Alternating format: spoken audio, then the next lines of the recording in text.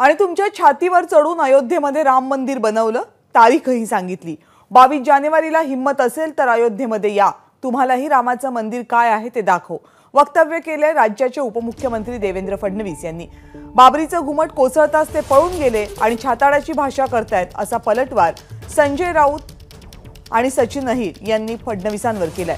या सगळ्या टीकेला भाजपचे नेते गिरीश महाजनांनी सुद्धा उत्तर दिले।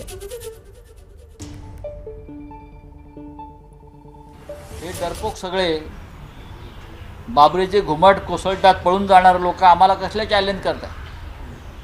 बाबरीचे घुमट कोसळतात जे पळून गेले बरं का, ढुंगणाला पाय लावून, आय रिपीट, बाबरीचे घुमट कोसळतात जे पळून गेले, ज्यांना घाम फुटला आणि जे म्हणू लागले हे आमचं काम नाही, हे आमचं कृत्य नाही, बरं का, आम्हाला माफ करा।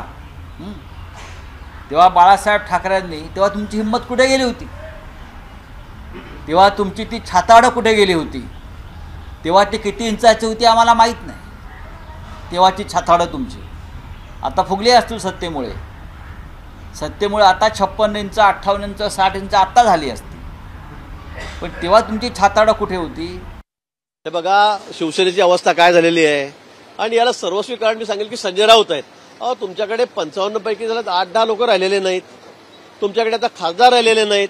येत्या निवडणुकीमध्ये तुम्हाला दिसेल तुमची परिस्थिती काय होते म्हणून, आणि म्हणून मला असं वाटतं आमची छाती मोडण्यापेक्षा तुम्ही तुमचा आता घेर मोजा, तुमचं मोजमाप घ्या आणि येणाऱ्या निवडणुकीमध्ये आपण आता काय दिवे लावतायत ते दाखवा। जे इव्हेंट करणारी जी लोक आहेत आणि जे करण्याचा प्रयत्न होतोय, ही जी माणसं आहेत ज्यांनी पळपुटेची भूमिका त्या काळामध्ये घेतली, आम्ही तो नव्हेच। आणि जे सांगतायत की बा आमची छातडीवरती बसून आम्ही राम मंदिर बांधलेलं, त्यांची 56 इंची छाती त्यावेळी कुठे होती? ज्यावेळी शिवसेना प्रमुख हिंदू हृदय सम्राट बाळासाहेब ठाकरेंनीच स्पष्ट भूमिका घेतली की जर बाबरी मस्जिद शहीद जर झाली असेल आणि आमच्या लोकांनी जर केलं असेल तर मला त्यांचा अभिमान आहे, हे सांगण्याचं धाडस आहे का कुठच्या राजकीय पक्षामध्ये, कुठच्या नेत्यांमध्ये? एबीपी माझा, उघडा डोळे बघा नीट।